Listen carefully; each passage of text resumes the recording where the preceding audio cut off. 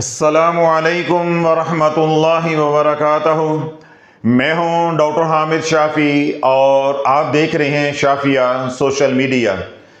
حضرت سیدنا معاذ بن جبل رضی اللہ تعالی عنہ بارگاہ رسالت میں حاضر ہوئے اور عرض کی کہ یا رسول اللہ مجھے کوئی نصیحت فرمائیے۔ تو اللہ کے محبوب علیہ الصلوۃ والسلام نے معاذ بن جبل رضی اللہ تعالی عنہ کو مخاطب کر کے ارشاد فرمایا کہ اے معاذ، تقوی اختیار کرو، اللہ سے ڈرو، گناہوں سے بچو، اور اگر بالفرض تمہارے سے کوئی گناہ سرزد ہو جائے تو پھر نیکی کا کوئی کام بھی کرو۔ اگر تمہارے سے گناہ علانیہ ہو تو پھر نیکی بھی علانیہ کرو۔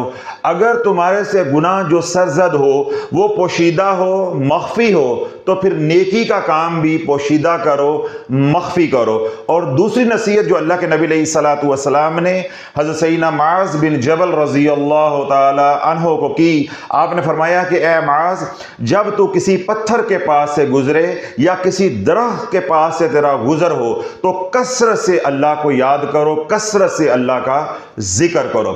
حضرت سیدنا ابو موسیٰ رضی اللہ تعالی عنہ روایت کرتے ہیں کہ حضور علیہ الصلوۃ والسلام نے ارشاد فرمایا، تم میں سے کوئی ایک شخص ایسا ہو کہ اس نے اپنی جھولی میں درہم اور دینار لیے ہوں اور وہ مخلوق خدا میں یعنی لوگوں میں وہ درہم اور دینار تقسیم کر رہا ہو۔ اس کے برعکس ایک شخص بیٹھ کر اللہ کا ذکر کر رہا ہے تو اللہ کو وہ شخص زیادہ محبوب ہے جو اللہ کا ذکر کر رہا ہے۔ اسی طرح حضرت عبداللہ بن عباس رضی اللہ تعالی عنہ روایت کرتے ہیں کہ حضور علیہ الصلوۃ والسلام نے ارشاد فرمایا کہ تم میں سے کوئی ایسا شخص ہے جو رات کو اٹھ کر عبادت نہیں کر سکتا، وہ کثرت سے اللہ کا ذکر کرے، چلتے پھرتے اپنے رب کو یاد کرے۔ اسی طرح تم میں سے کوئی ایسا شخص ہے جو مالدار ہے مگر اپنا مال اللہ کی راہ میں خرچ نہیں کر پاتا، یعنی بخل آڑے آ جاتا ہے، طبیعتاً مزاجاً وہ کنجوس ہے، بخیل ہے، تو اسے چاہیے کہ وہ کثرت سے اللہ کا ذکر کرے، چلتے پھرتے اپنے رب کو یاد کرتا رہے۔ تو اللہ یہ تینوں احادیث مبارکہ آپ تک پہنچانے کا مقصد یہ ہے، پیغام یہ دینا چاہ رہا ہوں کہ جس دور میں آپ رہ رہے ہیں یہ فسق و فجور کا دور ہے، یہ نیگیٹو انرجی کا دور ہے، یہ شر کا دور ہے، بہن بھائیوں کے دل آپس میں جڑے نہیں ہیں، ماں باپ کے اولاد کے ساتھ دل جڑے نہیں ہیں، اولاد کے ماں باپ کے ساتھ دل جڑے نہیں ہیں، ہمسائے کا دل ہمسائے کے ساتھ جڑا نہیں ہے، یعنی ہر طرف سے آپ کے اورا کے اندر، آپ کی روح کے اندر نیگیٹو انرجی آ رہی ہے۔ اور اگر آج کے اس فسق و فجور کے دور میں، شر کے دور میں آپ نے جادو سے بچنا ہے، جناتی اور شیطانی اثرات سے بچنا ہے، نیگیٹو انرجی سے بچنا ہے، کالی نظر سے بچنا ہے، حسرت کے وار سے بچنا ہے، یا حسد سے بچنا ہے، ان لوگوں سے بچنا ہے جو ٹاکسک ہے، جو حاسدین ہیں آپ کے، تو ان کے حسد سے بچنا ہے، تو اللہ والو چلتے پھرتے رب کو یاد کرو اور کثرت سے یاد کرو۔ اس لیے رب حکم دیتا ہے یا ایھا الذین آمنوا اذکروا اللہ ذکرا کثیرا، کہ اے ایمان والو کثرت سے اپنے رب کو یاد کرو۔ تو چلتے پھرتے، اٹھتے بیٹھتے، وضو بغیر وضو، پاکی ناپاکی، کوئی قید نہیں ہے، کوئی شرط نہیں ہے، کسی سے اجازت لینے کی ضرورت نہیں ہے، کوئی لوازمات نہیں ہے۔ اور ذکر کون سا کرنا ہے؟ سبحان اللہ، الحمدللہ، اللہ اکبر، لا الہ الا اللہ۔ میں دوبارہ دہرا دیتا ہوں، سبحان اللہ، الحمدللہ، اللہ اکبر، لا الہ الا اللہ۔ یہ چار اذکار ہیں۔ جس طرح میں نے یہ چار اذکار آپ کے سامنے بولے ہیں یا بیان کیے ہیں، آپ اس طرح بھی کر سکتے ہیں الگ الگ، سبحان اللہ، الحمدللہ، اللہ اکبر، لا الہ الا اللہ۔ اور آپ ان چاروں اذکار کو جوڑ کر بھی کر سکتے ہیں، سبحان اللہ والحمد للہ ولا الہ الا اللہ واللہ اکبر، سبحان اللہ والحمد للہ ولا الہ الا اللہ واللہ اکبر۔ یعنی یہ تسبیح بن جائے گی، یہ آپ کا ورد بن جائے گا، یہ آپ کا وظیفہ بن جائے گا۔ الگ الگ کرنا چاہو، سبحان اللہ، الحمد للہ، اللہ اکبر، لا الہ الا اللہ، یہ چاروں اذکار الگ الگ بھی کر سکتے ہیں، آپ ان چاروں اذکار کو جوڑ کے ایک تسبیح بھی بنا سکتے ہیں، وظیفہ بھی بنا سکتے ہیں۔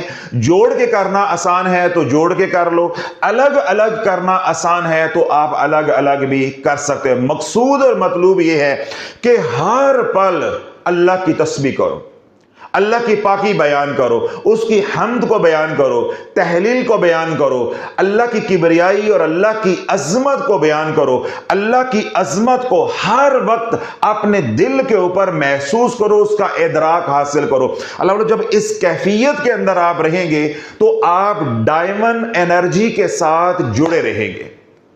آپ کو اس نقطے پر لے کر آنا چاہتا ہوں کہ جب آپ اللہ کے ذکر میں رہو گے، سبحان اللہ، الحمدللہ، اللہ اکبر، لا الہ الا اللہ، یہ چار اذکار ہیں جو اللہ کے نبی علیہ الصلوۃ والسلام نے اپنی امت کو گاہے بگاہے تلقین فرمائے ہیں اور کئی بار تلقین فرمائے ہیں۔ جب ان چار اذکار کی کثرت کرو گے، ہوگا کیا کہ آپ سرور کے ساتھ، ڈائیون انرجی کے ساتھ، یونیورسل سسٹم کے ساتھ آپ کنیکٹڈ رہو گے۔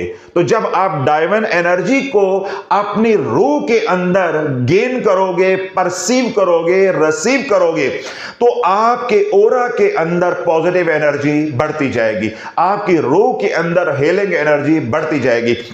جب آپ کی روح کے اندر یا آپ کے اورا کے اندر یا آپ کے انرجی سینٹرز یعنی لطائف ہیں، ان کے اندر پازیٹیو انرجی، ہیلنگ انرجی یا ڈائیون انرجی بڑھتی جائے گی، تو پھر کوئی آپ کا بال بیگا نہیں کر سکتا، کوئی آپ کا بال بیگا نہیں کر سکتا، کوئی چاہ کے بھی جادو آپ پر چلا نہیں سکتا۔ کالی نظر کا وار ہوگا تو وہ انرجی ریفلیکٹ ہوگی۔ آپ میں سے جن لوگوں نے سائنس پڑھی ہے ان کو میری باتیں سمجھنا بہت آسان ہے۔ جب آپ کی پازیٹیو انرجی، آپ کی ہیلنگ انرجی یا آپ کے انرجی سینٹرز یا آپ کے لطائف زیادہ متحرک ہوں گے، منور ہوں گے، ذاکر ہوں گے، یا ان کے اندر نورانیت زیادہ ہوگی، یا آپ کی انرجی کی جب فریکوینسی زیادہ ہوگی تو ادھر سے آنے والی جو نیگیٹو انرجی ہے اگر اس کی فریکوینسی کم ہے تو انشاءاللہ آپ کو کچھ ہونے والا نہیں ہے۔ تو یوں آپ جادو سے بھی محفوظ رہیں گے، کالی نظر کے وار سے بھی محفوظ رہیں گے، حسرت کے وار سے بھی محفوظ رہیں گے۔ جو ٹاکسک لوگ، حاسدین آپ کے آس پاس رہتے ہیں، یا وہ لوگ جن کے ساتھ آپ کا مزاج نہیں ملتا، طبیعت نہیں ملتی، میلان نہیں ہے، تو ان کی بھی نیگیٹو انرجی آپ کی طرف نہیں آئے گی۔ اسی طرح کوئی آپ کی پیٹھ کے پیچھے آپ کی برائی کر رہا ہے، غیبت کر رہا ہے، یا آپ پر بہتان لگا رہا ہے، تو اس سے جو نیگیٹو انرجی جنریٹ ہو رہی ہے وہ بھی آپ کا کچھ بگاڑنے والی نہیں ہے۔ تو یوں اللہ والو آپ روحانی بیماریوں سے بھی محفوظ رہو گے اور بدنی بیماریوں سے بھی محفوظ رہو گے۔ کوئی ورد وظیفہ اور کرنے کی ضرورت نہیں ہے، یہ مکمل ذکر ہے۔ یہ ذکر میرا بنایا ہوا یا میرا عطا کردہ نہیں ہے، یہ ذکر اللہ کا ہے اور حضور علیہ الصلوۃ والسلام کی خیرات ہے۔ حضور علیہ الصلوۃ والسلام نے یہ اپنی امت کو عطا کیا ہے، بلکہ حکم دیا ہے، تلقین کی ہے، اور اللہ نے اس کے کرنے کا بھی حکم دیا، جس طرح میں نے قرآن پڑھا، یا ایھا الذین آمنوا اذکروا اللہ ذکرا کثیرا، کہ کثرت سے مجھے یاد کرتے رہو اے ایمان والو۔ اب سوال یہ پیدا ہوتا ہے کہ جب ہم کثرت سے اللہ کو یاد کریں گے تو ہمیں کیا ملے گا؟ میں نے آپ کو عقلی طور پہ پہلے بات سمجھا دی ہے کہ جب آپ ڈائیون انرجی کے ساتھ کنیکٹڈ رہو گے، جب آپ ڈائیون انرجی کے ساتھ کنیکٹڈ رہیں گے تو آپ کے اندر سگنلز آتے رہیں گے، آپ کے اندر ہیلنگ انرجی یعنی اورا کے اندر پازیٹیو انرجی، ہیلنگ انرجی آتی رہے گی، اور آپ کی انرجی کی فریکوینسی بڑھتی جائے گی، یعنی آپ روحانی طور پہ مضبوط ہوتے جائیں گے۔ جب آپ روحانی طور پہ مضبوط ہوتے جائیں گے تو کیا ہوگا کہ کوئی اگر اس دوران آپ پہ وار کرتا ہے اور اس کی نیگیٹو انرجی کم ہے، اس کی نیگیٹو انرجی کم ہے، یا اس کی فریکوینسی کمزور ہے، کم ہے، لو فریکوینسی ہے، تو پھر آپ کو ہونے والا کچھ نہیں۔ تو یہ باتیں میں نے ابھی آپ حضرات کے سامنے رکھی ہیں کہ تاکہ آپ کو عقلی طور پہ بھی، سائنسی طور پہ بھی بات سمجھ آوے۔ اب قرآن کیا کہتا ہے؟ فَإِذَا قُضِيَتِ الصَّلَاةُ فَانْتَشِرُوا فِي الْأَرْضِ وَابْتَغُوا مِنْ فَضْلِ اللَّهِ وَاذْكُرُوا اللَّهَ كَثِيرًا لَعَلَّكُمْ تُفْلِحُونَ۔ اور جب تم نماز پڑھ لو تو زمین پر منتشر ہو جو، دھرتی پر منتشر ہو جو، وَابْتَغُوا مِنْ فَضْلِ اللَّهِ، اللہ کا فضل تلاش کرو۔ جو کاروبار بھی آپ کرتے ہیں، کھیتی باڑی کرتے ہیں، تجارت کرتے ہیں، ملازمت ہے، اللہ کا فضل تلاش کرو۔ جب اللہ کا فضل تلاش کر رہے ہوں تو کیا کرنا ہے؟ جو شروع میں نے کہا تھا، چلتے پھرتے اللہ کا ذکر، اٹھتے بیٹھتے اللہ کا ذکر، پاکی نپاکی میں اللہ کا ذکر، وضو بغیر وضو اللہ کا ذکر، وَاذْكُرُوا اللَّهَ كَثِيرًا لَعَلَّكُمْ تُفْلِحُونَ، اور تم کثرت سے اللہ کو یاد کرو تاکہ تم کامیاب ہو جاؤ۔ اب بات سمجھ آ گئی؟ قرآن سے بھی میں نے دلیل دے دی، نص قطعی سے بھی، اور سائنٹیفکلی لاجیکلی بھی میں نے علمی طور پہ بھی دلیل دے دی کہ جب آپ ڈائیون انرجی کے ساتھ کنیکٹڈ رہیں گے تو آپ ایک حصار کے اندر رہیں گے، آپ محفوظ رہیں گے، آپ کے اوپر کوئی وار نہیں چل سکتا۔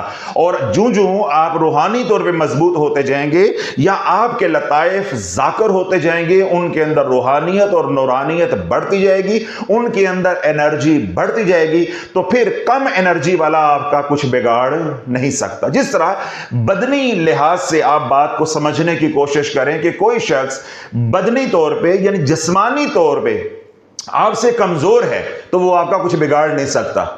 بات سمجھ آ رہی؟ اسی طرح جب آپ روحانی طور پہ مضبوط ہوں گے یا آپ کے اورا کے اندر جو انرجی ہے اس کی فریکوینسی زیادہ ہوگی تو پھر کم فریکوینسی والا آپ کا کچھ بگاڑ نہیں سکتا۔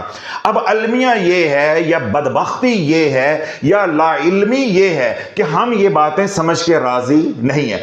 اتنی تکلیف ہوتی ہے کہ جب لوگ یہ کہتے ہیں کہ حضرت صاحب کوئی ایسا وظیفہ دے دیں کہ ہمارا جلدی جلدی کام ہو جائے، ہمارا جلدی جلدی کام ہو جائے۔ اللہ واللہ مجھے یہ بتاؤ، اگر آپ اپنے گاڑی کے ٹائر میں ہوا بھرانے کے لیے جاتے ہیں، ذرا میری باتیں توجہ کے ساتھ سنیے گا، کڑوی ضرور ہیں، انشاءاللہ اللہ دل میں اتار دے گا۔ آپ کی موٹر سائیکل ہے، آپ کی بائک ہے، بائسیکل ہے، آپ کی گاڑی ہے، کوئی بھی موٹر ہے، آپ لے کر جاتے ہیں اس کو ہوا بھروانے کے لیے، ہوا کم ہو گئی ہے یا وہ پنکچر ہو گئی ہے، تو آپ جا کر کہیں کہ یوں کر کے ہوا بھر دو، تو بھائی یوں کر کے ہوا بھری جائے گی؟ ایک طریقہ کار ہے، ایک نظام ہے۔ وہ کمپریسر پہلے آن کرے گا، پھر وال کھولے گا، پھر وہ مشین لگائے گا، پھر وہ گیج لگائے گا، پھر وہ ہوا آپ کے اندر منتقل کرے گا، یعنی کمپریسر کے ذریعے، ٹیوب کے ذریعے، پھر وہ ادھر سے چیک کرے گا کہ 28 ہو گئی ہے، 16 ہو گئی، جتنی آپ نے بھروانی ہے۔ اس کے اوپر 2 منٹ لگیں یا 4 منٹ لگیں یا 5 منٹ لگیں، اور اگر پہلے سے کچھ لوگ کھڑے ہیں تو وہ انتظار الگ ہوگا، یعنی باری کا انتظار الگ ہوگا۔ مجھے یہ بتاؤ، یہ باتیں میں نے غلط کہی ہیں؟ بولو نا کہ یہ میں نے باتیں غلط کہی ہیں۔ اللہ اگر یہ مانتے ہو کہ شافی صاحب جو آپ کہہ رہے ہیں وہ درست ہے، تو پھر عملیات کی جب بات ہوتی ہے آپ کی عقل کیوں ماری جاتی ہے، مت کیوں ماری جاتی ہے؟ جو آپ کو یہ کہتا ہے کہ یہ پڑھو تو صبح یہ ہو جائے گا، وہ فراڈیا ہے، وہ جھوٹا ہے، تمہیں وہ پسند ہے۔ میں نے آپ کو ایک عقلی دلیل دی ہے، ایک دنیاوی مثال دی ہے کہ اگر آپ نے ہوا بھروانی ہے اس کا ایک طریقہ کار ہے۔ یہ نہیں ہو سکتا کہ یوں ہاتھ لگائیں اور ہوا 28 ہو جائے، یہ نہیں ہو سکتا، یہ ممکن نہیں ہے۔ اور اگر پہلے سے 5-7 لوگ کھڑے ہیں، کیو کے اندر قطار لگی ہوئی ہے، تو آپ کو کیا کرنا پڑے گا؟ انتظار۔ اب آؤ، اگر آپ نے پہلے سے 5-7 وظائف، اب آئیے نا دکھتی راگ، آپ بڑے آرام سے سن رہے تھے، بڑی خاموشی کے ساتھ کہ حضرت صاحب پتہ نہیں کیا ہمیں جو نا گدڑ سنگی دینے لگے ہیں، آپ کئی کپڑے دھونے لگا ہوں۔ اللہ جب آپ نے پہلے 5-7 وظائف پڑھے ہوئے ہیں، اب یہ جو ذکر میں دے رہا ہوں یا کوئی وظیفہ میں دیتا ہوں یا کوئی آپ کو وظیفہ دیتا ہے، یہ پہلے ان 5-7 گندے کپڑوں کو دھوئے گا۔ وہ جو اثر بد آیا ہوا ہے ان وظائف کا، یہ عمل یا یہ وظیفہ یا درود پاک کوئی بھی کسی نے دیا ہے، اس کی تمام انرجی اس گند کو صاف کرنے پہ لگ جائے گی۔ جس طرح آپ کسی دکان پہ گئے، ٹائر ٹیوب والی دکان پہ گئے یا جہاں پہ پنکچر لگتے ہیں اس دکان پہ گئے، آپ کو جلدی بھی ہے، میں مانتا ہوں آپ کو جلدی بھی ہے، مگر وہاں پہ 5-7 لوگ کھڑے ہیں. اب آپ کیا کریں گے؟ کیا کریں گے؟ دعا ہی کر سکتے ہیں نا کہ یا اللہ جلدی جلدی میری باری آ جائے. اس کے علاوہ آپ کچھ نہیں کر سکتے. اسی طرح اگر آپ نے پہلے سے 4-5 وظائف کیے ہیں اور آپ کا اورا پلوٹڈ ہوا ہے تو آج آپ میرے کہنے پہ یا کسی کے کہنے پہ اللہ کا ذکر کرتے ہیں یا کوئی عمل یا وظیفہ کرتے ہیں, اس سے جو انرجی جنریٹ ہوگی وہ ساری کی ساری تقریباً یہ اثرات کو ختم کرنے پہ استعمال ہو جائے گی. آپ کو راتوں رات رزلٹ ملنے والا نہیں ہے. دوسری صورت کیا ہو سکتی ہے کہ آپ وظیفے پڑھنے والے نہیں ہیں, کوئی پریشانی, کوئی مصیبت, کوئی تکلیف آ گئی ہے. اب آپ نے رجوع اللہ, اللہ کی طرف رجوع کیا ہے اور آپ کہتے ہیں حضرت صاحب مجھے کچھ پڑھنے کے لیے دے دیں, میرا یہ مسئلہ ہے یا مجھے ذہنی سکون نہیں ہے, پریشانی ہے وغیرہ وغیرہ. کسی بھی مقصد کے لیے آپ نے عمل کرنا ہے. آپ ٹائر کی دکان پہ گئے, وہاں پہ قطار نہیں لگی, آپ اکیلے ہی ہیں, تو پھر بھی کچھ وقت لگے گا. جس طرح میں نے کہا ایک طریقہ کار ہے, اس طریقہ کار کے مطابق آپ کے ٹیوب کے اندر, ٹائر کے اندر ہوا منتقل ہوگی. یہ اشارہ کرنے سے منتقل یا آپ کے کہنے سے یوں منتقل نہیں ہو سکتی. اسی طرح اگر آپ بالفرض وظائف پڑھنے والے نہیں ہیں, مان لیتے ہیں کہ آپ رنگ برنگے نام نہاد جھوٹے فضائل والے وظائف کرنے والے نہیں ہیں, 5 سورتیں پڑھنے والے نہیں ہیں, رسالہ پڑھنے والے نہیں ہیں, ٹک ٹاک سے یا سوشل میڈیا سے لے کر وظائف پڑھنے والے نہیں ہیں.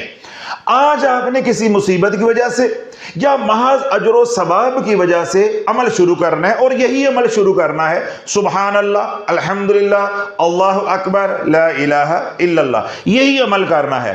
تو اللہ بولو جب آپ یہ عمل شروع کرو گے تو یہ عمل کچھ وقت لیتا ہے. توجہ رکھیے گا, یہ عمل کچھ وقت لیتا ہے آپ کی روح کے ساتھ مطابقت اختیار کرنے میں. ایسا نہیں ہو جاتا کہ راتوں رات آپ کوئی نیا وظیفہ کریں اور آپ کی روح اس وظیفے کو قبول کر لے. روح کو کچھ وقت چاہیے اس انرجی کو ایکسپٹ کرنے کے لیے. بات سمجھ آ رہی؟ دیکھیں ہنی مون کیا ہوتا ہے, شادی ہوتی ہے, میاں بیوی ہیں, نیا جوڑا ہے, نیو کپل ہے, تو ہم کیا کہتے ہیں کہ بھائی جاؤ ہنی مون پہ جاؤ. ہنی مون پہ بھیجنے کا یا جانے کا مقصود اور مطلوب کیا ہوتا ہے؟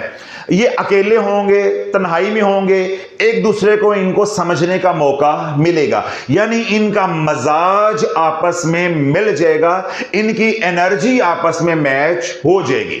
یہی مقصود اور مطلوب ہوتا ہے نا, وگرنہ جو جا کر ہنی مون میں کرنا ہے وہ گھر میں بھی ہو سکتا ہے.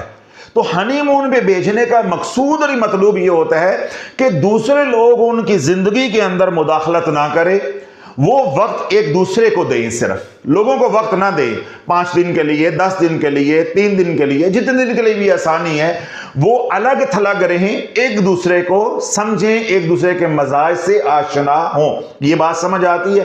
تو اللہ والو جب بدنی مزاج نہیں ملتے تو روح کے ساتھ مزاج مل جائے گا, یا روح کا وظیفے کے ساتھ مزاج فوراً مل جائے گا. اس کو بھی وقت چاہیے, اس کو بھی وقت چاہیے. تو تھوڑا سا جب وقت لگتا ہے اور ہماری چیخیں نکل جاتی ہیں, ہماری بانگیں نکل جاتی ہیں, حضرت صاحب مہینہ ہو گیا خضری عمل پڑھتے کام نہیں ہوا.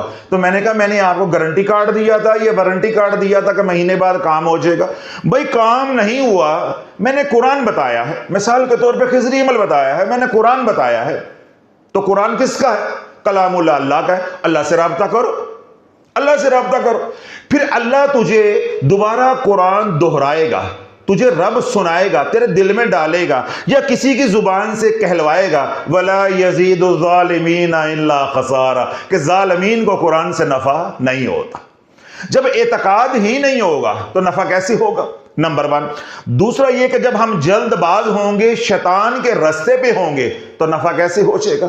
جس بندے نے کبھی نماز نہیں پڑھی, کبھی اللہ نہیں کی, قرآن کی تلاوت نہیں کی, صدقہ خیرات نہیں کیا, اللہ کا ذکر نہیں کیا, استغفار نہیں کیا, راتوں کو اٹھ کے مناجات نہیں کی, جب یہ 7 بنیادی اعمال جن کے کرنے کا اللہ نے حکم دیا ہے وہ نہیں کیا, اور تنہائی میں کبھی رویا نہیں, اللہ کو یاد نہیں کیا, آج بیلنے میں ہاتھ آیا ہے تو کہتا ہے شافی وہ وظیفہ دے کہ رات کو پڑھوں تو صبح کام ہو جائے، ہتھیلی پہ سرسوں جم جائے، تو لالا یہ ہونے والا کام نہیں ہے۔ اپنے آپ کو دھوکہ مت دو۔ یہ جو شعبدہ باز جو مارکیٹ میں چورن بیچتے ہیں، ان کا چورن کوئی بھی نہ لے اگر صرف آپ اپنی عقل کو استعمال کرو، اپنی عقل کو صرف استعمال کرو، تو ان کا چورن کوئی بھی نہ لے کہ یہ پڑھو گے تو دن چڑھتے یہ ہو جائے گا، یہ پڑھو گے تو دن چڑھتے یہ ہو جائے گا۔ میں نے آپ کو دلائل کے ساتھ یہ نقطہ سمجھایا ہے کہ جس طرح میاں بیوی کا مزاج آپس میں ملتے ہوئے کچھ وقت لگتا ہے، اسی طرح اوراد و وظائف، ذکر، اذکار، تسبیحات، اسماء الحسنہ کا، ان کا مزاج روح کے ساتھ یا انرجی سینٹرز کے ساتھ ملتے ہوئے کچھ وقت لگتا ہے۔ جس طرح میں نے مثال دی، اگر آپ ہوا بھروانے کے لیے جائیں گے تو کچھ وقت لگتا ہے، اشارے سے نہیں کہ جا ہو جائے گا، جا بھری گئی ہے، اس طرح ہونے والا نہیں ہے۔ تو اللہ جب آپ ذکر کرتے رہیں گے تو شروع میں آپ کو وہ کیفیات نصیب نہیں ہوں گی، وہ نفع نہیں ہوں گے جو آپ نے سوچے ہیں یا جو آپ نے پڑھے ہیں۔ جب آپ دھیرے دھیرے اس ذکر کو بڑھاتے جاؤ گے، یعنی ذکر کثیر کرتے جاؤ گے، اور روزانہ کی بنیاد پہ پابندی کے ساتھ جب یہ ذکر کرو گے تو آپ کے یہ تمام لطائف آہستہ آہستہ اوپن ہونا شروع ہو جائیں گے، ایکٹیویٹ ہونا شروع ہو جائیں گے، کھلنا شروع ہو جائیں گے، یا روحانیت کی زبان میں یہ منور ہونا شروع ہو جائیں گے۔ عملیات کی زبان میں یا اہل ذکر کے ہاں جو لفظ بولا جاتا ہے کہ آپ کے یہ لطائف ذاکر ہونا شروع ہو جائیں گے۔ جب اللہ والو آپ کے لطائف ذاکر ہونا شروع ہو جائیں گے، یہاں سے بات بڑی توجہ کے ساتھ سننی ہے، جب آپ کے لطائف ذاکر ہونا شروع ہو جائیں گے، یعنی آپ کی زبان بھی سبحان اللہ سبحان اللہ سبحان اللہ، آپ کی زبان بھی الحمدللہ الحمدللہ الحمدللہ، آپ کی زبان بھی اللہ اکبر اللہ اکبر اللہ اکبر، آپ کی زبان بھی لا الہ الا اللہ لا الہ الا اللہ کر رہی ہے۔ یہ 4 اذکار ہیں جن کا میں نے ذکر کیا ہے۔ اب یہ چاروں اذکار آپ کے یہ 5 لطائف اور 2 یہ 7 لطائف یہ ذکر کر رہے ہیں، یا تمام انرجی سینٹرز یہ والا ذکر کر رہے ہیں۔ جب آپ کے انرجی سینٹرز یا آپ کے لطائف یا آپ کے چکراس یہ اذکار کرنا شروع کر دیں گے تو ان کے اندر کیا پیدا ہوگی؟ نورانیت، روحانیت کیا پیدا ہوگی؟ Healing energy. ان کے اندر کیا منتقل ہوگی؟ Diamond energy. سمجھ آگی بات؟ اب ہم نے 6-7 بیانات میں یہ بات سمجھی اور سمجھائی ہے کہ جو انرجی تیرے اورا کے اندر ہوگی، جو انرجی تیرے لطائف کے اندر ہوگی، انرجی سینٹرز کے اندر ہوگی، تیرے باطن کے اندر ہوگی، تیرے قلب کے اندر ہوگی، بس اسی طرح کی انرجی جو باہر ہے، جس کے ساتھ تیری فریکوینسی میچ کر جائے گی، وہ باہر سے بھی آنا شروع ہو جائے گی۔ سنو، جب آپ کی زبان سبحان اللہ سبحان اللہ سبحان اللہ الحمدللہ الحمدللہ الحمدللہ اللہ اکبر اللہ اکبر اللہ اکبر لا الہ الا اللہ لا الہ الا اللہ، یہ ذکر 5 دن 7 دن 10 دن مہینہ 2 مہینے تیری زبان جب یہ ذکر کرتی رہے گی تو یہ لطائف کیا ہو جائیں گے؟ منور۔ یہ انرجی سینٹرز کیا کریں گے؟ انرجی کو پروڈیوس کرنا، جنریٹ کرنا شروع کر دیں گے۔ اب جو بھی انرجی جنریٹ ہوئی ہے لازماً اس کی کوئی نہ کوئی تو فریکوینسی ہے، چاہے کم ہے چاہے زیادہ ہے، چاہے میڈیم لیول پہ ہے، فریکوینسی تو ہے۔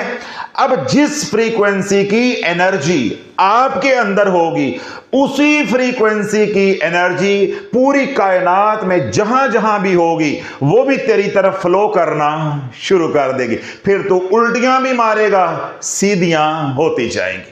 یہ ہے لا آف اٹریکشن کہ لائک اٹریکٹس لائک، جو تمہارے اندر ہے باہر سے بھی وہی فلو کر کے بہ کے تمہارے اندر آئے گا۔ اگر آپ خود سے اللہ کی نافرمانی کرنے کی وجہ سے نیگیٹو انرجی سے متاثر ہوگے، ایک یہ وجہ بھی تو ہے نا، یا آپ جادو کی وجہ سے نیگیٹو انرجی سے متاثر ہوگے، کسی کی کالی نظر کی وجہ سے آپ نیگیٹو انرجی سے متاثر ہوگے، ٹھیک ہے، یا غلط بظاہر تبیز دھاگا کرنے کی وجہ سے آپ نیگیٹو انرجی سے متاثر ہوگے، یا کسی اسے زدہ جگہ پہ آپ رہتے رہے یا کسی جادو کے مریض کے ساتھ آپ کا ملنا ملانا رہنا سہنا زیادہ رہا تو آپ نیگیٹو انرجی سے متاثر ہوگے. کوئی بھی وجہ ہو سکتی ہے. جب اندر نیگیٹو انرجی ہوگی تو لا آف اٹریکشن کیا کہتا ہے؟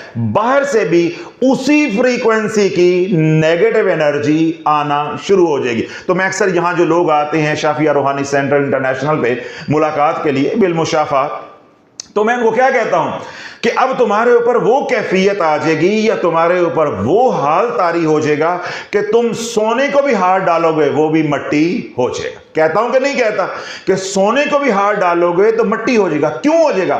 لا آف اٹریکشن اپلائی ہو گیا. لا آف اٹریکشن اپلائی ہو گیا. اگلی بات کیا ہے؟ جب آپ کے اندر نیگیٹو انرجی ہوگی، باہر سے بھی نیگیٹو انرجی آ رہی ہے، آپ کی سوچیں بھی نیگیٹو ہو جائیں گی. آپ کے خیالات، آپ کے تخیلات، آپ کے تصورات وہ بھی منفی ہو جائیں گے. آپ ہر بندے کو چور سمجھو گے. آپ شافی کو بھی ٹھاگی کہو گے، ڈبا پیر ہی کہو گے، شافی کو بھی گالیاں ہی نکالو گے. تمہارے منہ سے کوئی اچھے کلمات نکلنے والے نہیں ہیں. اکثر خواتین آ کے کیا بتاتی ہیں کہ میرا شوہر کہتا ہے بس تو اے شافی دے بیان بند کر دے، اے شافی دے بیان بند کر دے. تو اس لیے تو اللہ والوں میں ڈھنکے کی چوٹ پہ کہتا ہوں کہ اگر آپ نے کسی مریض کو ڈائیگنوز کرنا ہے، اس کی تشخیص کرنی ہے کہ اس کے اندر نیگیٹو انرجی ہے کہ نہیں یا نیگیٹو انرجی سے متاثر ہے کہ نہیں، تو میں کیا کہتا ہوں؟ اس کو میری تصویر دکھا دو. اگر تو کام ہوگا تھوڑا تو تصویر سے ہی تشخیص ہو جائے گی، اور اگر بالفرض تصویر سے تشخیص نہ ہو تو اس کو 5-7 منٹ کا چھوٹا کلپ کاٹ کے یا کسی ہمارے آفیشیل چینل سے ڈاؤن لوڈ کر کے اس کو وہ سنا دو.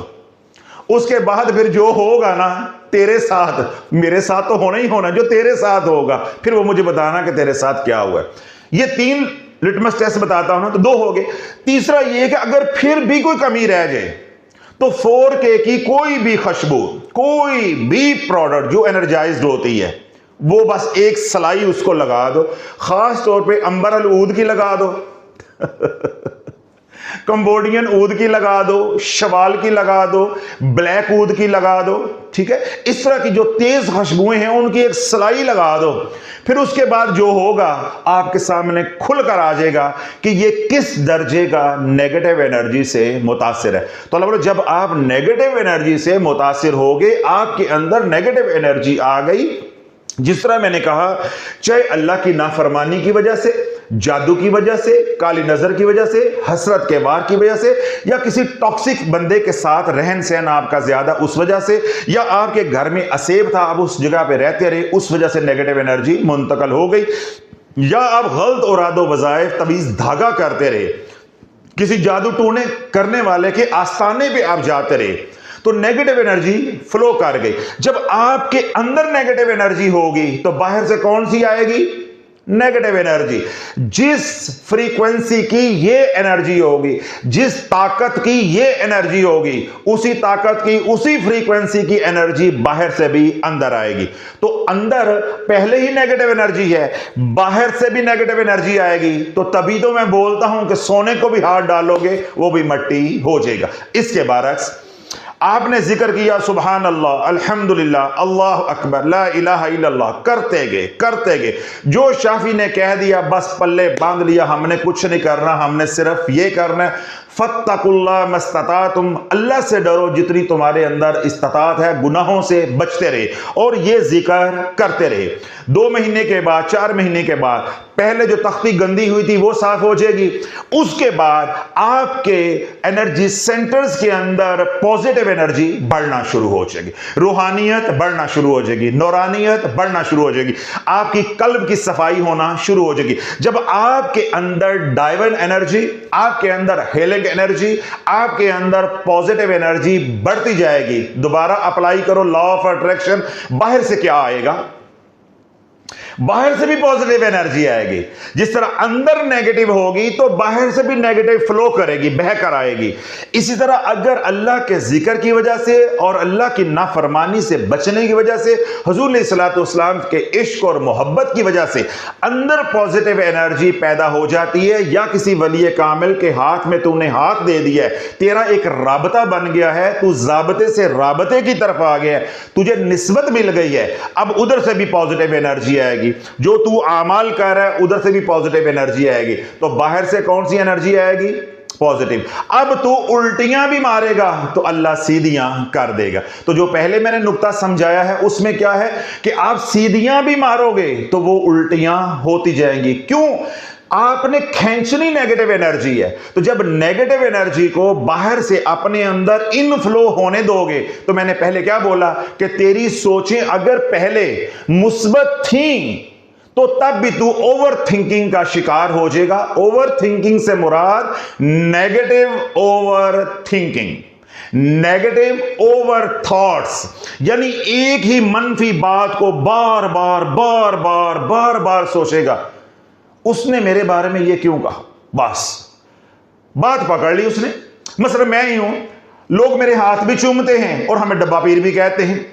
اب میں ہاتھ چومنے والوں کو, محبت کرنے والوں کو, یا عقیدت رکھنے والوں کو, یا جان چھڑکنے والوں کو چھوڑ کر, نظر انداز کر کے, اور ایک اس شخص کو پکڑ لوں کہ اس نے مجھے ڈبہ پیر کہا ہے, اس نے مجھے جاہل کہا ہے, تو کیا ہوگا جب میں اس کی بات کو بار بار بار بار سوچوں گا تو نیگیٹو انرجی جنریٹ ہونا شروع ہو جائے گی. اس لیے ہماری شریعت ہمیں کیا تلقین کرتی ہے کہ مثبت سوچو, اللہ کے بارے میں اچھا گمان رکھو, اللہ کی مخلوق کے بارے میں اچھا گمان رکھو. سائنس کیا کہتی ہے کہ جب آپ مثبت سوچو گے تو مثبت انرجی آئے گی, منفی سوچو گے اندر بھی منفی انرجی پیدا ہوگی اور باہر سے بھی منفی انرجی آئے گی. آپ سیدھیاں بھی مارو گے تو الٹیاں ہوتی جائیں گی. اور جب آپ گناہوں سے توبہ کر کے پھر گناہوں سے بچتے ہوئے حضور سے پیار کرو گے اور اللہ کا ذکر دن رات کرو گے, آپ کے اندر بھی پازیٹیو انرجی پیدا ہوگی اور باہر سے بھی پازیٹیو انرجی آپ کے اندر آئے گی. تو پانچوں گی سر کڑائی میں. اب اگر آپ کی سوچیں پہلے تھوڑی بہت نیگیٹو تھی, منفی تھی, وہ بھی آہستہ آہستہ پازیٹیو ہو جائے گی. کیوں؟ آپ کے اندر انرجی پازیٹیو ہے. جب آپ کے اندر انرجی پازیٹیو ہوگی, بڑا اہم نقطہ دے رہا ہوں, اللہ رب العزت اس کو اصلاح کا ذریعہ بنا دے. جب آپ کے اندر پازیٹیو انرجی ہوگی اور بہت زیادہ ہوگی, نہیں سمجھ رہے, آپ کو پہلی بات سمجھ آ گئی, دوسری نہیں آئی. آپ کے اندر پازیٹیو انرجی ہے اور بہت ہے, آپ کسی کو معاف کیے بغیر سو نہیں سکتے. آپ کے اندر پازیٹیو انرجی ہے اور بہت زیادہ ہے. جب تک آپ کسی کو معاف نہیں کرو گے, کسی کی خطا کو, غلطی کو معاف نہیں کرو گے, درگزر نہیں کرو گے, آپ کو سکون آنے والا نہیں ہے. اب اس ساری بات کو اس طرف لے آؤ. جب آپ کے اندر نیگیٹو انرجی ہوگی, جب تک انتقام نہیں لوگے, بدلہ نہیں لوگے, سکون آنے والا نہیں ہے. اب ساری کہانی سمجھ آ گئی کہ جو لوگ انتقام کی آگ میں جلتے ہیں, کڑتے ہیں, مرتے ہیں, دوسروں کا برا سوچتے ہیں, برائیاں کرتے ہیں, ان کے کاموں میں روڑے اٹکاتے ہیں, یہ کیا ہے کہ ان کے اندر نیگیٹو انرجی بہت زیادہ ہے. تو جو اللہ نیگیٹو انرجی کی وجہ سے مر رہا ہے وہ سونے کو بھی ہاتھ ڈالے گا اور وہ بھی مٹی ہو جائے گا.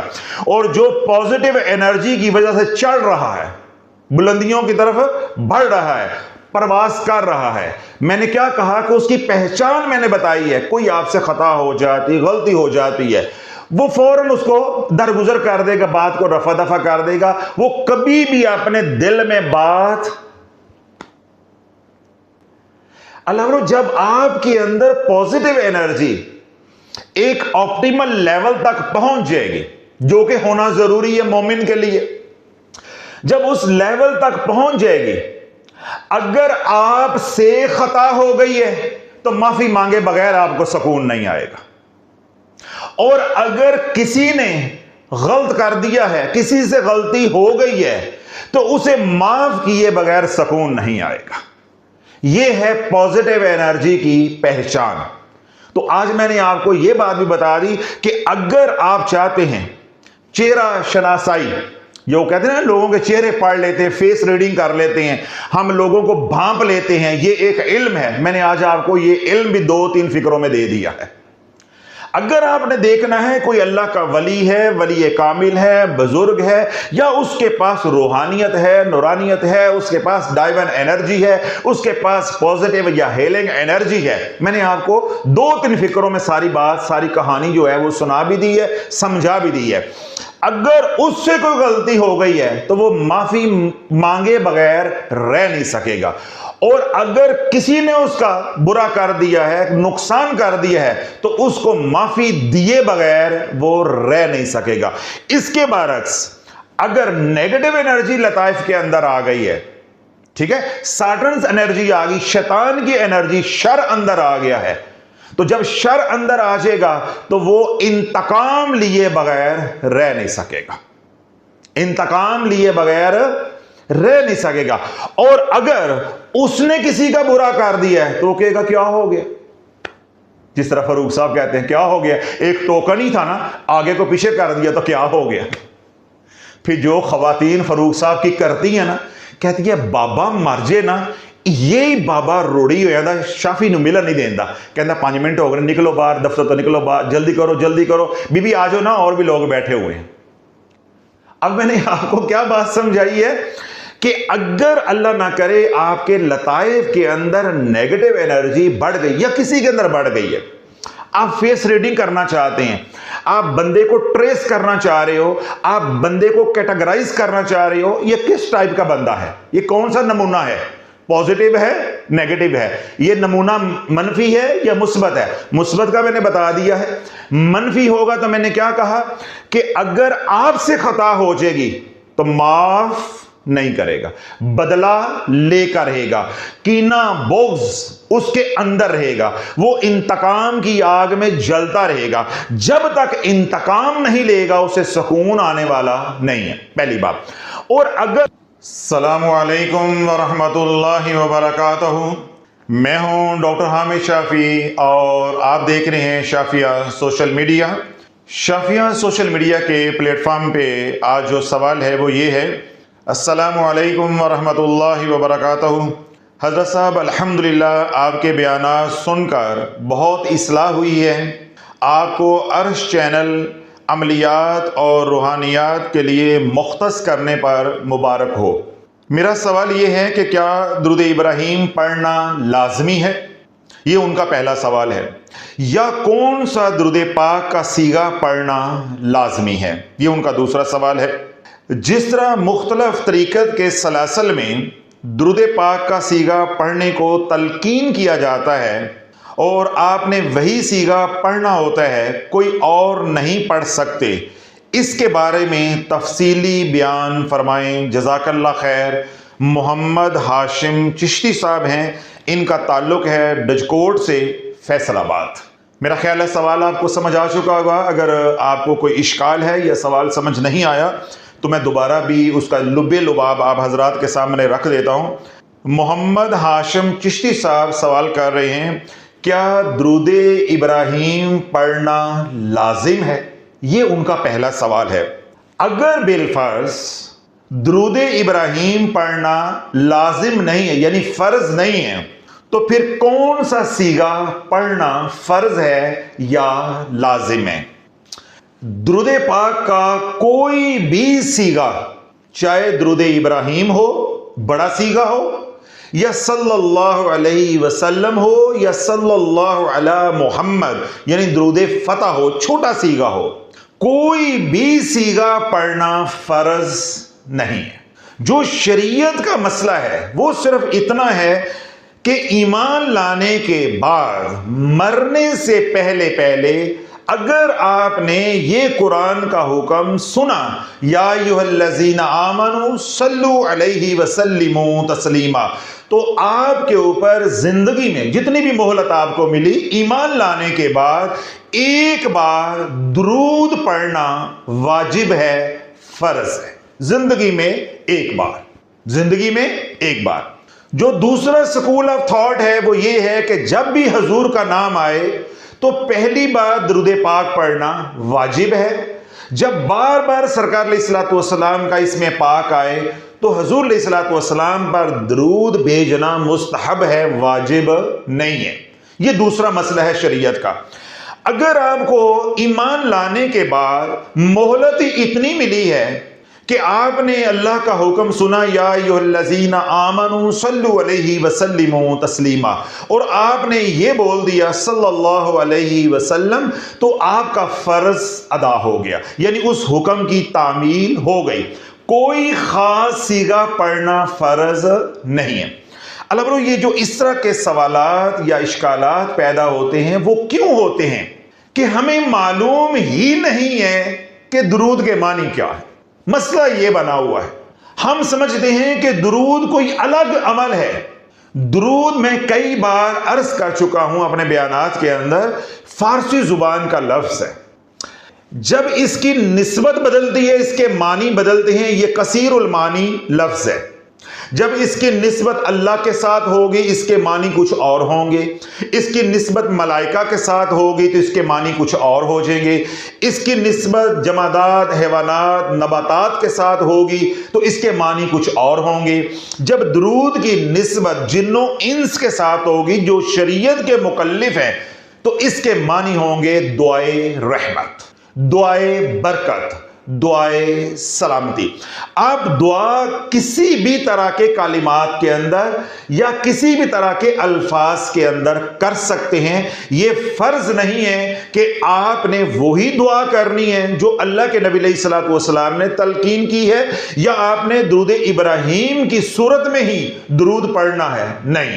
اور نہ ہی یہ فرض ہے کہ آپ نے کوئی چھوٹا صیغہ پڑھنا ہے۔ جو صیغہ آپ کو آتا ہے بس آپ نے وہ پڑھنا ہے۔ اگر ایمان لانے کے بعد ایک بار پڑھنے کی مہلت ملتی ہے تو آپ کا فرض ادا ہو جائے گا، چاہے چھوٹا صیغہ پڑھے چاہے آپ بڑا صیغہ پڑھے۔ اگر اس کے بعد زندگی مل جاتی ہے اور مہلت مل جاتی ہے تب بھی آپ کے اوپر ہے، آپ چھوٹا صیغہ پڑھیں یا آپ بڑا صیغہ پڑھیں۔ کہنا یہ چاہ رہا ہوں یا وضاحت یہ کرنا چاہ رہا ہوں، کوئی صیغہ پڑھنا فرض نہیں۔ تو جب کوئی صیغہ پڑھنا فرض نہیں ہے تو درود ابراہیم پڑھنا فرض کیسے ہو گیا؟ جب کوئی صیغہ پڑھنا واجب ہی نہیں ہے، فرض ہی نہیں ہے، تو پھر درود ابراہیم پڑھنا فرض کیسے ہو گیا یا واجب کیسے ہو گیا؟ ہاں، درود پڑھنا فرض ہے ایک بار زندگی میں، درود پڑھنا واجب ہے جب حضور کا نام سنو۔ یہ الگ مسئلہ ہے، یہ الگ مسئلہ ہے۔ درود پڑھنا واجب ہے، درود کا کوئی صیغہ فرض یا واجب نہیں ہے۔ جون سا آپ کو آتا ہے آپ وہ صیغہ پڑھ سکتے ہیں، چاہے درود ابراہیم ہو یا درود فتح ہو یا کوئی اور صیغہ آپ کو آتا ہے یا کسی نے آپ کو تلقین کیا ہوا ہے تو آپ ضرور پڑھ سکتے ہیں۔ آگے پھر وہ وضاحت کرتے ہیں اپنے سوال کو سمجھانے کے لیے کہ جس طرح مختلف طریقت کے سلاسل میں درود پاک کا ایک صیغہ پڑھنے کو تلقین کیا جاتا ہے، پھر آپ نے ساری زندگی وہی صیغہ پڑھنا ہوتا ہے، آپ کوئی اور پڑھ نہیں سکتے۔ یہ ایک بہت بڑا راز ہے جو یہ درود پاک کا صیغہ اپنے سلسلے کے اندر تلقین کرتے ہیں، ماشاءاللہ لا قوت الا باللہ، انہیں خود بھی معلوم نہیں ہے، انہیں خود بھی معلوم نہیں ہے۔ میں نے ایک پیر صاحب سے سوال کیا، میں نے کہا پیر صاحب آپ اپنے سلسلے میں یعنی سلسلہ نقشبندیہ میں درود خضری پہ زور دیتے ہیں، جی درود خضری پڑھو، درود خضری پڑھو، درود خضری پڑھو، تو کیا کوئی اور صیغہ ممنوع ہے؟ ان کا جواب سنیے گا۔ وہ فرمانے لگے کہ درود خضری جو ہے یہ ہمارا کوڈ ہے، یہ ہمارا پاسورڈ ہے۔ جب ہم درود خضری پڑھتے ہیں تو ہمارے اوپر حضور علیہ الصلوۃ والسلام کی توجہ ہوتی ہے، ان کا کرم ہوتا ہے، ان کا فیض آتا ہے۔ یہ ان کا جواب تھا، جبکہ اس کا حقیقت کے ساتھ کوئی تعلق واسطہ نہیں ہے، یا شریعت کی روح سے یہ جواب ہرگز درست نہیں ہے۔ اس لیے تو میں نے کہا تھا کہ جو آپ کو کہتے ہیں طریقت کے میدان میں کہ آپ نے ایک ہی صیغہ پڑھنا ہے اور ساری زندگی پڑھنا ہے، انہیں خود معلوم نہیں ہے وہ کیا بول رہے ہیں، انہیں خود معلوم نہیں ہے کہ کیا بول رہے ہیں۔ اللہ جو روحانیت ہے اس کی بنیاد کیا ہے؟ عملیات. توجہ رکھیے گا، اب میں اس اشکال کو دور کرنے کی کوشش کر رہا ہوں. جو روحانیات ہے اس کی بنیاد کیا ہے؟ عملیات.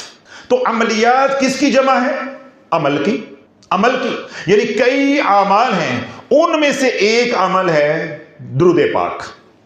اب عملیات کی شرائط میں سے ایک شرط ہے کہ آپ نے ایک ہی عمل کرنا ہے، ایک وقت میں اور ہمیشہ کرنا ہے. آپ عمل کو بار بار بدل نہیں سکتے عملیات کی دنیا میں. اگر آپ نے سیگا پکڑ لیا، مثال کے طور پہ صلی اللہ علیہ وسلم آپ نے 6 مہینے 8 مہینے پڑھا، اب آپ کی روح کے اندر، آپ کے لطائف کے اندر نورانیت آنا شروع ہو گئی، اس سیگے کی انرجی آنا شروع ہو گئی. اب آپ نے چھڑپا مارا اور سیگا بدل دیا، وہ انرجی کدھر جائے گی؟ یہ ہے عملیات. اس لیے اللہ کے نبی علیہ الصلوۃ والسلام نے بات ارشاد فرمائی ہے کہ عمل تھوڑا کرو، چھوٹا کرو، ہمیشہ کرو. یہ بنیاد ہے عملیات کی کہ کوئی بھی عمل عملیات کے میدان میں، شعبے میں شروع کرنے سے پہلے آپ ایک بار نہیں 101 بار سوچو، کیا یہ عمل میں ساری زندگی کر سکتا ہوں، یا میں اس عمل کو سنبھال سکتا ہوں، یا یہ عمل میری ضرورت ہے، یا جو مجھے یہ عمل تلقین کر رہا ہے یہ مجھے کروا بھی دے گا، یا اس عمل کے کیا کیا فوائد ہوں گے، کیا کیا نقصانات ہوں گے. کہنا یہ چاہ رہا ہوں کہ کوئی بھی عمل آپ کرو، آپ کو موٹی موٹی باتوں کا معلوم ہونا چاہیے کہ اس کے شرائط کیا ہوں گی، اس عمل کے لوازمات کیا ہوں گے، کتنی مدت کے لیے کرنا ہوگا. جب یہ عمل خیر و عافیت کے ساتھ مکمل ہو جائے گا، یعنی اس کی تاثیر آ جائے گی، میں عامل بن جاؤں گا، پھر اس عمل کو میں نے سنبھالنا کیسے ہوگا، یا اس عمل سے میں نے کام کیسے لینے ہوں گے. ان باتوں کی طرف تو ماشاءاللہ ہمارا دھیان ہی نہیں جاتا. ان باتوں کی طرف تو ہمارا دھیان نہیں جاتا. تو میں نے کیا بات سمجھائی کہ روحانیات کی جو بنیاد ہے وہ عملیات ہے، اور عملیات کی شرائط میں سے ایک شرط ہے کہ عمل ایک کرو پھر ہمیشہ کرو. آپ ایک ہی عمل کو بار بار بدل نہیں سکتے. جب بدلو گے تو جو اس کی انرجی یا عملیات کی زبان میں تاثیر پیدا ہوئی ہے وہ پھر کہاں جائے گی؟ وہ تاثیر پھر تجھے نہیں، شافی نے امت کو بتایا ہے، تیری 7 نسلوں کو اجاڑ کر رکھ دے. وہ انرجی ہے، وہ انرجی ہے. یہ الگ بات ہے کہ درود پاک کے معاملے میں یہ ایسا نہیں ہوتا، اس لیے پریشان نہیں ہو. جو قرآنی اراد و وظائف ہیں یا دیگر اراد و وظائف ہیں ان کے ساتھ 7 نسلوں والا نظام چلتا ہے. درود پاک کے بارے میں آج آپ پریشان نہیں ہوئے، لیکن آپ کو کوئی دنیاوی نفع نہیں ہوگا، آپ کے پاس کوئی طاقت نہیں ہوگی. اگر آپ 2 4 5 مہینے پڑھتے ہیں صلی اللہ علیہ وسلم، پھر 2 4 5 مہینے کے بعد آپ کہتے ہیں اللہم صلی علی سیدنا محمد النبی الامی وعلی آلہ وصحابہ وبارک وسلم، پھر ادھر چل پڑتے ہیں. پھر 2 4 مہینے کے بعد آپ نے کوئی بیان سنا یا سوشل میڈیا پہ فضائل سنے یا دیکھے اور آپ نے درود صدقہ پڑھنا شروع کر دیا، اللہم صلی علی سیدنا محمد عبدک ورسولک وصلی علی المؤمنین والمؤمنات والمسلمین والمسلمات. پھر 4 مہینے ادھر چلتے رہے. پھر کسی نے کہا او بھائی یہ بدعت ہے یہ بدعت ہے، درود صرف درود ابراہیم ہے. پھر آپ نے کہا او ہو توبہ توبہ توبہ توبہ توبہ، گناہ ہو گیا. پھر آپ درود ابراہیم کی طرف لگ پڑے. پھر 4 مہینے آپ نے درود ابراہیم پڑھا. پھر آپ کو یہ بات سمجھ آئی کہ بھائی یہ تو پڑھا ہی نہیں جاتا، درمیان میں بولنا پڑ جائے، چلتے پھرتے پڑھنا ہو تو یہ پڑھ نہیں سکتے. پھر آپ آگے صلی اللہ علیہ وسلم. تو لالا شریعت کی روح سے آپ کوئی گناہ نہیں کر رہے. توجہ رکھیے گا، شریعت کی روح سے کوئی گناہ نہیں ہے، مگر عملیات کی روح سے آپ گناہ کبیرہ کے مرتکب ہو رہے ہیں. شریعت کی روح سے کوئی گناہ نہیں ہے. روزانہ سیگا بدلو، یہ پورا گلدستہ ہے، سینکڑوں سیگے ہیں جو اللہ کے نبی علیہ الصلوۃ والسلام نے اپنی حیاتی مبارکہ میں امت کو عطا کی ہیں. کئی سیگے ہیں جو حضور علیہ الصلوۃ والسلام نے خواب میں آ کر ٹھیک ہے عطا کیے ہیں. کئی سیگے ایسے ہیں جو حالت کش میں اللہ کے नबी अलैहिस्सलाम ने अता की हैं। कई सीगे ऐसे हैं जो औलिया अल्लाह ने हुजूर की बारगाह में पेश किए और अल्लाह के नबी अलैहिस्सलाम ने मुसर्रत का इजहार फरमाया, यानी पसंद फरमाया। तो यूं सैकड़ों सीगे हैं। आप रोजाना एक सीगा बदलो, 365 दिन और 365 सीगे। शरन कोई गुनाह, बोलो शरन कोई गुनाह नहीं है, शरन कोई गुनाह नहीं है। लेकिन यही काम आप अमलियात की दुनिया में करोगे तो शाफी ने उम्मत को क्या समझाया है? टंगे नहीं टंगे जाओगे। अमलियात की दुनिया में यह गुनाह कबीरा है। इधर आप नहीं कर सकते कि कभी कोई सीगा, कभी कोई सीगा, कभी कोई सीगा, कभी कोई वजीफा, कभी कोई वजीफा, कभी कोई वजीफा। मैंने आपको दलील दी है अकली कि आपने 1 महीना सूरह तारक पढ़ी, दिन रात पढ़ी, चलते फिरते पढ़ी या सैकड़ों की तादाद में पढ़ी। फिर किसी ने और वजीफा बता दिया कि आप सूरह तारक ना पढ़ो, आप आयत करीमा पढ़ा करो। आपने सूरह तारक पढ़ना छोड़ दी, आपने आयत करीमा पढ़ना शुरू कर दिया। अब इसकी एनर्जी और है, उसकी एनर्जी और है। अब ये दोनों एनर्जीज आपस में टकराएंगी। आपने सूरह तारक पढ़ना बंद कर दी, ये जो आपने कमाई की है 1 महीने में, ये जाने वाली नहीं है। ये एनर्जी आपके साथ हेयोला बनकर रहेगी, ये आपके ओरा के अंदर आ गई है। अब जब आप कोई ऐसा अमल करेंगे कि जिसकी एनर्जी सूरह तारक के साथ टकराती है, कुछ नहीं होगा। 3.5 सदियां बस। आजकल बेबरकती का दौर है।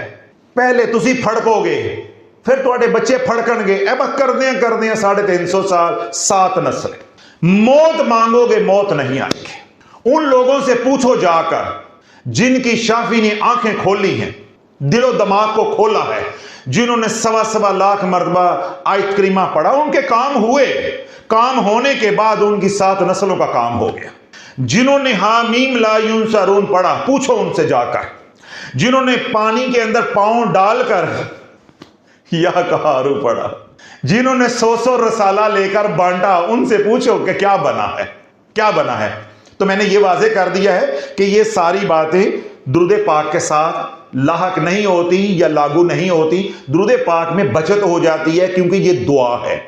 लेकिन अमलियात की दुनिया में या अमलियात की रूह से आप जो कुछ कर रहे हैं, ये गुनाह कबीरा के जुमरे में आएगा, इसकी इजाजत हरगिज़ नहीं है। दूसरा आपको नुकसान क्या होगा कि आप सारी जिंदगी भी दुरूद पाक पढ़ते रहेंगे और बार बार सीगा बदलते रहेंगे। आपके पास कोई भी रूहानी ताकत नहीं होगी। आपके पास कोई भी रूहानी ताकत नहीं होगी। आपके पास सल्लल्लाहु अलैहि वसल्लम की ताकत आई 4 महीने पढ़ने के बाद, फिर आपने पढ़ने छोड़ दी। फिर आपने दुरूद फतह शुरू कर लिया। फिर 3-4 महीने पढ़ा, फिर आपने वो छोड़ दिया, आपने दुरूद इब्राहिम शुरू कर लिया। फिर 3-4 महीने बाद कुछ तासीर आई, कुछ एनर्जी आई दुरूद इब्राहिम की, फिर आपने वो छोड़कर दुरूद उम्मत शुरू कर लिया। तो मुझे बताओ आपके पास ताकत कौन सी होगी? तो जब ये कई ताकतें छोटी छोटी होंगी तो ये आपस में टकराएंगी, उलझेंगी। ये मुख्तलिफ किस्म की जो एनर्जीज हैं ये आपस में टकराएंगी और उलझेंगी। जब ये उलझेंगी तो आपकी जिंदगी उलझना शुरू हो जाएगी और नारा लग जाएगा जादू हो गया है। और बात कहां जाकर खत्म होनी है? फुफ्फो के घर कि फूफी ने बाहर कर दिया है। तो इसलिए अमलियात की दुनिया में एक ही सीगा पढ़ा जाता है। तो रूहानियात की बुनियाद क्या है? अमलियात। तो जो पीरी मुरीदी में तलकीन किया जाता है, कोई भी सीगा, एक ही सीगा है, आपने वही पढ़ना है। ये दर हकीकत आपको हुक्म दिया जाता है अमलियात की रूह से, शरीयत की रूह से कोई ऐसा हुक्म नहीं दिया जा सकता। आप शरन किसी को सीगा बदलने से रोक नहीं सकते। आप रोजाना सीगा बदलें, जो उसका अजर व सवाब होगा वो